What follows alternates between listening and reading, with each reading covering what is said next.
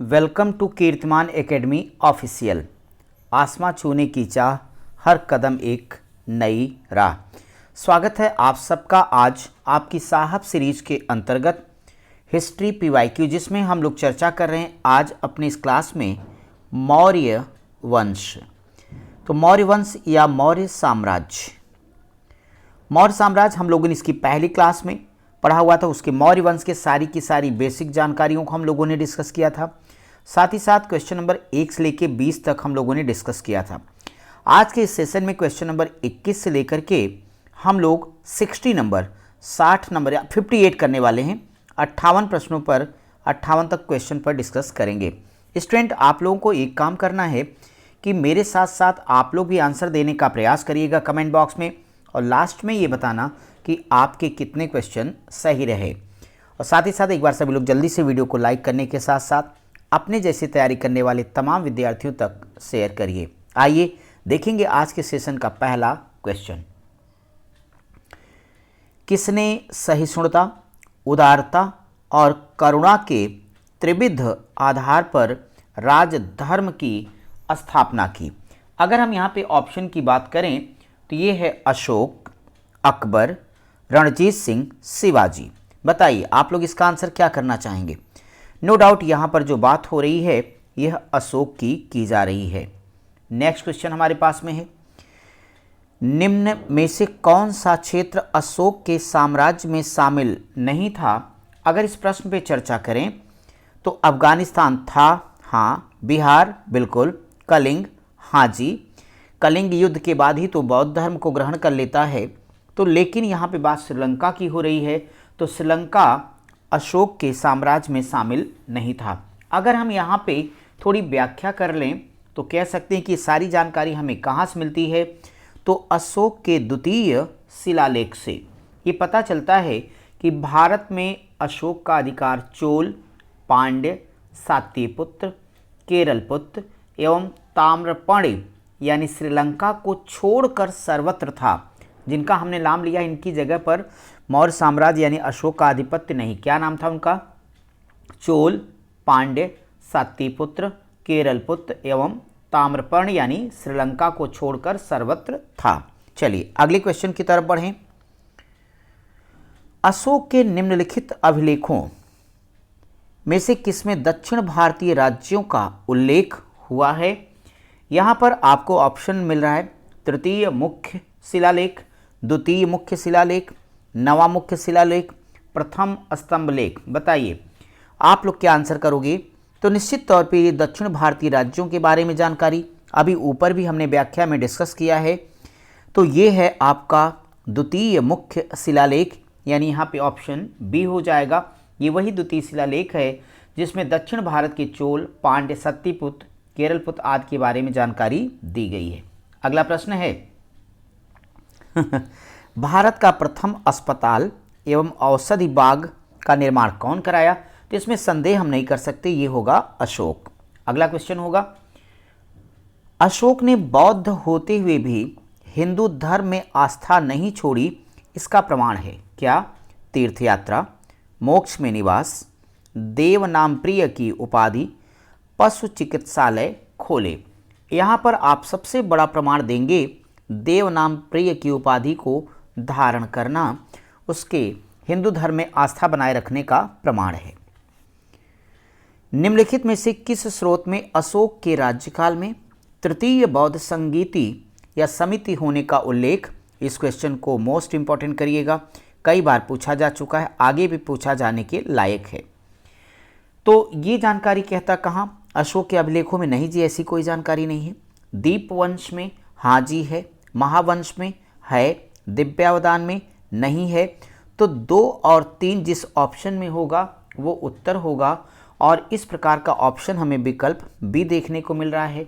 अगर हम ये सिंहली अनुश्रुतियों दीपवंश और महावंश की बात करें तो यहाँ पर एक जानकारी मिलती है कि मौर्य वंश के महान सम्राट अशोक के समय में पाटलिपुत्र में बौद्ध धर्म की तीसरी संगीत का आयोजन किया गया, जिसकी अध्यक्षता मोग्गलिपुत्र तिष्य द्वारा की गई थी। अशोक के शासनकाल में बौद्ध सभा किस नगर में तो ये तो आंसर क्लियर हो गया, ये है पाटलिपुत्र। नेक्स्ट क्वेश्चन आपके पास, निम्नलिखित मौर्य शासक बौद्ध धर्म के अनुयायी थे। ये कह रहा कौन कौन बौद्ध धर्म का अनुयायी, तो चंद्रगुप्त मौर्य नहीं, लास्ट में आपने देखा जैन धर्म की तरफ इसका झुकाव रहता है। अशोक बौद्ध धर्म के प्रचार प्रसार में बड़ा लंबा रोल निभाता है। बिंदुसार आजीवक संप्रदाय की तरफ इसका झुकाव है, लेकिन दशरथ भी बौद्ध धर्म की तरफ इसका भी झुकाव था। तो नो डाउट यहाँ पे आंसर 2 और 4 यानी ऑप्शन डी आपका करेक्ट आंसर हो जाएगा। आइए अगले क्वेश्चन के बारे में बात करें। तो कहता रज्जुक कौन थे। अगर हम रज्जुक के बारे में चर्चा करें तो हमने अपने पहले लेक्चर में इस पर सारी बातें आपको समझाई हैं। ये रज्जुक हैं मौर्य शासन में अधिकारी। सार्थवाह किसे कहते थे, सार्थवाह इस पर भी हमने डिटेल में आपको समझाया है कि सार्थवाह क्या थे, व्यापारियों के काफिले हुआ करते थे। निम्नलिखित में से कौन सा अधिकारी मौर्य शासन का भाग नहीं था, तो मौर्य शासन का भाग नहीं था। युक्त था, प्रादेशिक हाजी, राजुक बिल्कुल था, अग्रहारिक नहीं हुआ करता था। यहाँ पे थोड़ी सी डिटेल में जान लीजिए। अशोक के तृतीय शिलालेख में कुछ प्रमुख पदाधिकारियों के नाम मिलते हैं, जिनमें ये 3 प्रमुख हैं। युक्त तो आपका युक्त हो गया, ये जिले के अधिकारी होते थे और इनका काम होता था टैक्स यानी राजस्व को वसूलना। राजुक ये भूमि की पैमाइश करने वाला अधिकारी था। आजकल में आप इसे बंदोबस्त अधिकारी की तरह समझ सकते हैं। प्रादेशिक ये मंडल का प्रधान अधिकारी था।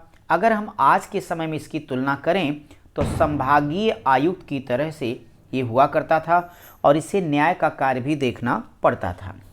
अगर हम अगले क्वेश्चन पर आएँ तो कहता है सारनाथ स्तंभ का निर्माण किसने कराया, तो सारनाथ स्तंभ का निर्माण मौर्य सम्राट अशोक ने कराया। ऑप्शन बी सही है। निम्नलिखित में से किसे सर्वश्रेष्ठ स्तूप कहते हैं, तो सर्वश्रेष्ठ स्तूप की बात करें तो नो डाउट ये है सांची का। थोड़ी इसके बारे में जान लेते हैं। अगर हम स्थापत्य कला के दृष्टिकोण से बात करेंगे तो सांची का जो स्तूप है ये सर्वश्रेष्ठ है। वर्तमान में बच्चों सांची मध्य प्रदेश के रायसेन जिला में स्थित है और इसका निर्माण मौर्य सम्राट अशोक के द्वारा कराया गया। यहाँ पर एक बात और बताते चलें, सांची यानी सारनाथ का जो धमेक स्तूप है ये कब का है, तो ये गुप्त कालीन है। चलिए अगले क्वेश्चन की तरफ बढ़ा जाए। यहाँ पर आपको एक तरफ स्थान दिया गया है और दूसरी तरफ उसका आपको स्मारक दिया गया है या भग्नावशेष दिया गया। सुमेलित करना है तो कौशाम्बी से घोषिताराम बिहार जोड़ेंगे तो एक के साथ आपका 2 बनेगा। वहीं पे कुशीनगर की बात करेंगे तो ये रानाभर स्तूप है, तो यानी यहाँ पे 3 आके मैच कर जाएगा। इसके बाद सारनाथ की बातें करें तो धमेख स्तूप अभी हमने ऊपर आपको बताया है, तो ये 1 बनेगा। इसके बाद में श्रावस्ती की बात करें तो सहेत महेत बहुत ही चर्चित है बच्चों, यानी आपके पास में आपका ये 4 बनेगा। अब अगर हम विकल्प इस पे मैच कराएंगे तो निश्चित तौर पे 2 3 1 4 2 3 1 4 2 3 1 4 ये ऑप्शन आपका सी है। चलिए अगले क्वेश्चन के बारे में बात करते हैं। तीर्थ यात्रा के समय सम्राट अशोक निम्नलिखित स्थानों पर गए, उन्होंने जिस मार्ग का अनुसरण किया वो हमें विकल्प से बताना होगा और इस क्वेश्चन को आप लोग वेरी इंपॉर्टेंट करके टिक करिए। आइए जरा इस पर ध्यान दिया जाए। अगर हम देखेंगे अशोक की इन तीर्थ यात्राओं के क्रम को तो निश्चित तौर पे सबसे पहले आपको ये पता है कि अशोक ने गया की यात्रा किया। गया के बाद में स्टूडेंट वो कहाँ जाता है, कुशीनगर गया। कुशीनगर के बाद उसने लुम्बिनी की यात्रा किया है। लुम्बिनी की यात्रा के बाद में वो कपिलवस्तु जाते हैं भाई। कपिलवस्तु के बाद उन्होंने सारनाथ की यात्रा की और चलते चलते उन्होंने श्रावस्ती की यात्रा की। अगर 1 3 4 2 5 6 को हम मैच करा दें तो जो विकल्प यहाँ से ठीक बनेगा वह विकल्प भी हमारा करेक्ट हो जाएगा। इन सभी यात्राओं में अगर हम ध्यान से देखेंगे तो बोध गया की यात्रा भी उसने सबसे पहले कर रखी थी। बाकी उसकी यात्राओं के क्रम में एक बार फिर से आप ध्यान से सुन लें, गया, कुशीनगर, लुम्बिनी, कपिलवस्तु, सारनाथ, श्रावस्ती। अशोक के शिलालेखों में प्रयुक्त भाषा कौन सी है, तो इसमें संदेह नहीं, ये प्राकृत है। अगर हम बात करेंगे नेक्स्ट क्वेश्चन की, तो निम्नांकित में से कौन सा अशोककालीन खरोष्ठी लिपि का है? तो ये है आपका सहबाज गढ़ी। पत्थर पर प्राचीनतम शिलालेख किस भाषा में है? तो ये है प्राकृत में। नेक्स्ट क्वेश्चन आपका है, ब्राह्मी लिपि का प्रथम उद्वाचन किस पर उत्कीर्ण अक्षरों से किया गया? तो ये है पत्थर की पट्टियों पर। ऑप्शन ए हो जाएगा आपका करेक्ट आंसर। अगर हम आपसे अगले क्वेश्चन के बारे में बात करेंगे, तो अशोक के, वेरी इंपॉर्टेंट क्वेश्चन, कई बार क्वेश्चन आ चुका है ये, अशोक के शिलालेखों को सबसे पहले किसने पढ़ा था? तो इस विद्वान का नाम है जेम्स प्रिंसेप। यहाँ थोड़ी आपको डिटेल बता दूं कि सबसे पहले 1837 ईस्वी में 1837 ईस्वी में जेम्स प्रिंसेप नामक एक अंग्रेज विद्वान हैं। इन्होंने अशोक के लेखों को पढ़ा जो कि ब्राह्मी लिपि में हुआ करते थे। चलिए आइए अगले क्वेश्चन की तरफ बढ़ेंगे। सम्राट अशोक के राजादेशों का सबसे पहले विकूटन या डिसाइफर किसने किया था? तो ये वही हैं जेम्स प्रिंसेप, यानी विकल्प बी। वह स्थान जहां प्राक अशोक ब्राह्मी लिपि का पता चला है, तो ये स्थान का नाम है अनुराधापुर। क्या नाम है? अनुराधापुर। अगला क्वेश्चन है, प्राचीन भारत में निम्नलिखित में से कौन सी एक लिपि दाईं ओर से बाईं ओर लिखी जाती थी? तो इस लिपि का नाम है खरोष्ठी। अशोक का अपने शिलालेखों में सामान्यतः जिस नाम से उल्लेख हुआ है वो क्या है? बहुत ही चर्चित सवाल, जरा आप लोग आंसर करो। पहला है चक्रवर्ती, फिर दूसरा धर्मदेव, तीसरा धर्मकीर्ति और चौथा है प्रियदर्शी। क्या नाम है? प्रियदर्शी। ये उसका बड़ा फेवरेट नाम था, प्रियदर्शी के नाम से यही उल्लेख हुआ है बार बार। अगला क्वेश्चन, अभिलेखों में किस शासक का उल्लेख प्रियदर्शी एवं देव नाम प्रिय के रूप में हुआ है? तो मुझे नहीं लगता ये बताने की जरूरत है, सबको याद हो चुका होगा, ये अशोक है। नेक्स्ट होगा, निम्नलिखित वक्तव्यों में कौन सा एक वक्तव्य अशोक के प्रस्तर स्तंभों के बारे में गलत है? ठीक है, देखो पहला, इन पर बढ़िया पॉलिश है, ये तो बात सही, गलत नहीं है। ये अखंड है, ये बात भी सही है। स्तंभों का सैफ्ट सुंडाकार, ये बात भी सही है। तो फिर गलत बात कौन सी है? ये स्थापत्य संरचना के भाग हैं, यानी हमारा आंसर बनेगा ऑप्शन डी। क्लियर है सबको? मजा आ रहा भाई समझने में? कोई दिक्कत तो नहीं किसी को? पीवाईक्यू ही आपके सिलेक्शन को फाइनल करेंगे, आप सभी जानते हो। आओ देखो अगले सवाल को। निम्नलिखित में से किस एक अभिलेख में अशोक का व्यक्तिगत नाम का उल्लेख मिलता है? तो ये है आपका मास्की अभिलेख। यहाँ थोड़ी डिटेल में आपको समझा दूं कि अशोक का इतिहास की बात अगर की जाए तो सबसे ज़्यादा अशोक के बारे में जानकारी हमको उसके अभिलेखों से ही होती है। बच्चों, एक इतिहासकार हैं D.R. भंडारकर, उन्होंने तो केवल अभिलेखों के आधार पर ही अशोक का पूरा इतिहास लिख डाला है। यहाँ पर अगर बात कर रहे हैं कि अशोक के अभिलेख, तो अब तक इनकी जो संख्या वो 40 से भी ज़्यादा अभिलेख उसके प्राप्त हो चुके हैं। रही बात उसके व्यक्तिगत नाम का उल्लेख, तो 4 प्रमुख वो आपके स्थान हैं या अभिलेख जहाँ से मिला। एक है मास्की, दूसरा है गुर्जरा, तीसरा है नेत्तूर और चौथा है उडेगोलन। ये वो लेख हैं जहाँ से अशोक के व्यक्तिगत नाम का भी पता चल गया है। आइए अगले क्वेश्चन की तरफ बढ़ते हैं। निम्नलिखित अभिलेखों में से किस लेख में अशोक का नाम उल्लिखित है?